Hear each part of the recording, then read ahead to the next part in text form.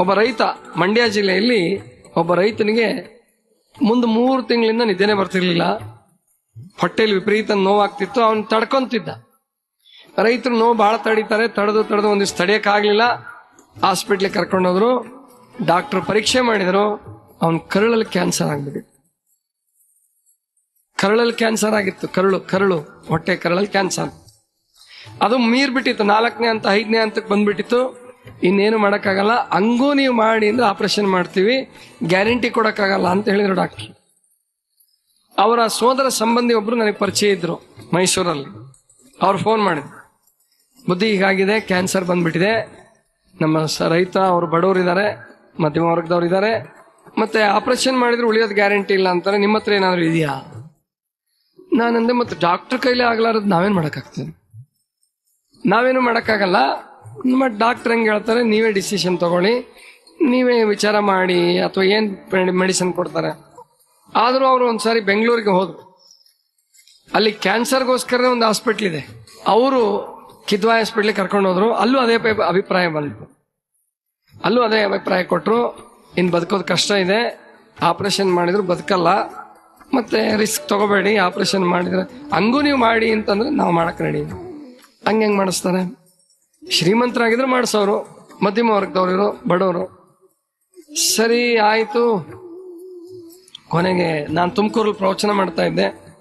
ನನ್ನ ಹತ್ರ ಕರ್ಕೊಂಡು ಬಂದ. 68 ವರ್ಷ ವಯಸ್ಸಾಗಿತ್ತು ಆ ಯಜಮಾನ್ರಿಗೆ, ರೈತರಿಗೆ. ಮತ್ ನಾನು ಕೇಳಿದೆ, ಏನ್ರಿ ಮತ್ತೆ ಡಾಕ್ಟರ್ ಹಿಂಗೆ ಹೇಳ್ತಿದ್ದಾರೆ. ಅವ್ರ ಮಗನಿಗೆಲ್ಲ ಹೇಳಿದೆ, ರೋಗ ಹೇಳ್ಬಿಡಿ ಅವ್ರಿಗೆ. ನಮ್ಮಲ್ಲಿ ಕೆಲವು ರೋಗ ಮುಚ್ಚಿಡ್ತೀರಿ. ಕ್ಯಾನ್ಸರ್ ಆದ್ರೆ ನೀವು ಯಾರು ಹೇಳಲ್ಲ, ಅವ್ರಿಗೆ ಗೊತ್ತಾಗುತ್ತೆ. ನೀವು ಮಾತಾಡೋದು, ನೀವು ಆಟ ಆಡೋದು, ಆ ಕಡೆ ಈ ಕಡೆ ಓಡಾಡೋದು, ಆಮೇಲೆ ನಿಮ್ಮ ಮುಖ ಎಲ್ಲ ನೋಡಿದ ಕೂಡಲೇ ಪೇಷಂಟಿಗೆ ಗೊತ್ತಾಗೇ ಆಗುತ್ತೆ ನನಗೇನೋ ದೊಡ್ಡ ಕಾಯಿಲೆ ಆಗಿದೆ. ಆದ್ರೂ ಹೇಳಲ್ಲ ನೀವು, ಡಾಕ್ಟ್ರು ಹೇಳಲ್ಲ, ನೀವು ಹೇಳಲ್ಲ. ಕೊನೆಗೆ ನಾನು ಅವ್ರಿಗೆ ಹೇಳಿ ಅಂತಂದೆ. ಅವ್ರಿಗೆ ಹೇಳಿದ್ರು. ಕೊನೆ ರೈತರಿಗೆ ಕೇಳಿದೆ, ಏನ್ರಿ ನೀವು ಸಾಯೋದಕ್ಕೆ ಸಿದ್ಧವಾಗಿದ್ದೀರಾ? ಹೌದ್ರಿ, ಮತ್ತೆ ನಾನು ಸಾಯ್ಲೇಬೇಕು ಅಂತಂದ್ಮೇಲೆ ಸಾಯ್ತೀನಿ, 68 ವರ್ಷ ಬದುಕಿದ್ದೀನಿ, ಸಾಕಲ್ವಾ ಅಂತಂದ ರೈತ. ಅವ್ರ ಹೆಂಡತಿ ಕೇಳಿದೆ, ಏನವ ನಿನ್ ಗಂಡ ಸಾಯೋದಕ್ಕೆ, ನೀವು ಸಾಯಿಸೋದಕ್ಕೆ ಸಾಯಕ್ ಬಿಡಕ್ ನೀವು ರೆಡಿ ಇದೆ? ಮತ್ ನಮ್ಮ ಕೈಲಿ ಏನಿದ್ದಾರೆ ಅಂದ್ರೆ ಅವ್ರು. ಮಗನಿಗೂ ಕೇಳಿದೆ. ಮಗನಿಗೆ ಇನ್ನು ಒಪ್ಲೇಬೇಕಲ್ಲ. ಅವನು ಹೇಳ್ದ, ಹೌದ್ರಿ, ಇನ್ನು ಹಾಸ್ಪಿಟ್ಲಲ್ಲಿ ಆಪರೇಷನ್ ಮಾಡಿಸಿದ್ರೆ ಜೀವನೂ ಹೋಗುತ್ತೆ, ಮನೆ ಹೊಲನೂ ಹೋಗುತ್ತೆ, ನಾವು ರೆಡಿ ಇದ್ದೀವಿ. ಹಾಗಾದ್ರೆ ಹೇಳ್ಕೊಟ್ಟೆ, ಚೆನ್ನಾಗಿ ಗಮನ ಕೊಟ್ಟು ಕೇಳಿ ಈ ಮಾತನ್ನ. ಇದ್ಯಾವುದೋ ಪುರಾಣ ಅಲ್ಲ, ಅಥವಾ ಯಾವುದೋ ಉತ್ಪ್ರೇಕ್ಷೆ ಅಲ್ಲ, ನಡೆದ ಘಟನೆಯನ್ನೇ ಹೇಳ್ತಾ ಇದ್ದೀನಿ, ಕೇಳಿಸ್ಕೊಳ್ಳಿ. ಕೊನೆಗೆ ಅವ್ರಿಗೆ ಹೇಳಿದೆ, ಏನಾದರೂ ಆಗಲಿ ಪರಮಾತ್ಮನ ಮೇಲೆ ಭಾರ ಹಾಕ್ರಿ, ದೇವ್ರ ಮೇಲೆ ಭಾರ ಹಾಕಿ ಉಪವಾಸ ಪ್ರಾರಂಭ ಮಾಡಿ, ಏನಾಗ್ತದ ಆಗ್ತದೆ. ಜೇನುತುಪ್ಪದ ಮೇಲೆ 9 ದಿವಸ ಇರಕ್ಕೆ ಹೇಳಿದೆ. 9 ದಿವಸ 12 ದಿವಸ ಹೇಳಿದೆ. ಯಾಕಂದ್ರೆ ಒಂದು 60, 64, 65 kg ಇದ್ರು ಅವರು. 68 ವರ್ಷ ವಯಸ್ಸಾಗಿತ್ತು. 12 ದಿವಸ ಜೇನುತುಪ್ಪ ಕುಡಿಯಕ್ಕೆ ಶುರು ಮಾಡಿದ್ರು. 12 ದಿವಸ ಮಾಡಿದ್ರು. ಜೇನುತುಪ್ಪ, ನಿಂಬೆಹಣ್ಣು, ನೀರು. ನೀವು ನೆನ್ಪಿಟ್ಕೊಳ್ಳಿ, ಯಾರೇ ಉಪವಾಸ ಮಾಡಿಸಿದ್ರು ನಾವು ಸುಮ್ಮನೆ ಖಾಲಿ ಹೊಟ್ಟೆ ಹಸ್ಕೊಂಡು ಬಿಡಂಗಿಲ್ಲ. ಅವ್ರಿಗೆ ಜೇನುತುಪ್ಪ, ನೀರು, ನಿಂಬೆಹಣ್ಣು ಕೊಡ್ತೀವಿ. ಸರಿ, ಅವಾಗ ಸ್ಪಿರುಲಿನ ಇನ್ನೂ ಬಂದಂಗೆ ಕಾಣಿಸ್ತಿರ್ಲಿಲ್ಲ. ಸ್ಪಿರುಲಿನ ಇತ್ತೋ ಗೊತ್ತಿಲ್ಲ. 2010ನೇ ಇಸ್ವಿಲಿ ನಡೆದ ಘಟನೆ ಇದು. 2010. ಆವಾಗ ಸ್ಪಿರುಲಿನ ಪರಿಚಯ ಅಷ್ಟೊಂದೇನು ನನಗಿನ್ನೂ ಆಗಿರ್ಲಿಲ್ಲ ಅಂತ ಕಾಣಿಸುತ್ತೆ. ಆಗಿರ್ಲಿಲ್ಲ ಅವ್ರಿಗೆ, ಇನ್ನೂ ಸ್ಪಿರುಲಿನ ಆಗಿರ್ಲಿಲ್ಲ. ಜೇನುತುಪ್ಪ, ನೀರು, ನಿಂಬೆಹಣ್ಣು ಕುಡಿಯಕ್ಕೆ ಶುರು ಮಾಡಿದ್ರು. ಅವ್ರ ಮಗ ಫೋನ್ ಮಾಡಕ್ ಶುರು ಮಾಡ್ದ. 3 ದಿವಸ ಆಯ್ತು, 6 ದಿವಸ ಆಯ್ತು. ತುಂಬಾ ಖುಷಿ ಪಟ್ಬಿಟ್ಟ. ಏನು ಆನಂದವಾಗಿ ನಿದ್ದೆ ಮಾಡ್ತಾ ಇದಾರ್ರಿ, ಇಷ್ಟು ದಿವಸ ನಿದ್ದೆನೆ ಮಾಡ್ತಿರ್ಲಿಲ್ಲ, ಒಳ್ಳೆ ನಿದ್ದೆ ಬರ್ತಾ ಇದೆ, ಮಕ್ಕಳು ನಿದ್ದೆ ಮಾಡ್ದಂಗೆ ಮಾಡ್ತಿದ್ದಾರೆ. ಮಧ್ಯಾಹ್ನ 3 ಹೊತ್ತು ಕುಡಿಯೋದು, ಮಲಗೋದು, ಕುಡಿಯೋದು, ಮಲಗೋದು. ಜೇನುತುಪ್ಪ, ನೀರು, ನಿಂಬೆಹಣ್ಣು, ಗೊತ್ತಾಯ್ತಾ? ಮತ್ ಕುಡಿಯೋದು ಮಲಗೋದು ಅಂದ್ರೆ ನಿಮ್ಮ ಕಲ್ಗಟ್ಟಿಗಿದು ಧಾರವಾಡದ್ದಲ್ಲ, ಅರ್ಥ ಆಯ್ತಲ್ಲ?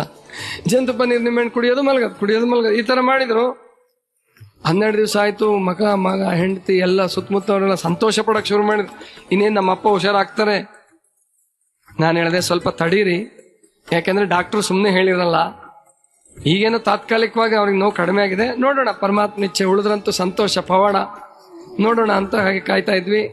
ಆಮೇಲೆ 3 ದಿವಸ ಎಳನೀರು ಉಪವಾಸ ಮಾಡಿಸಿದ್ವಿ. ಎಳನೀರು ಕುಡ್ಕೊಂಡಿರೋದು 3 ಹೊತ್ತನ್ನು.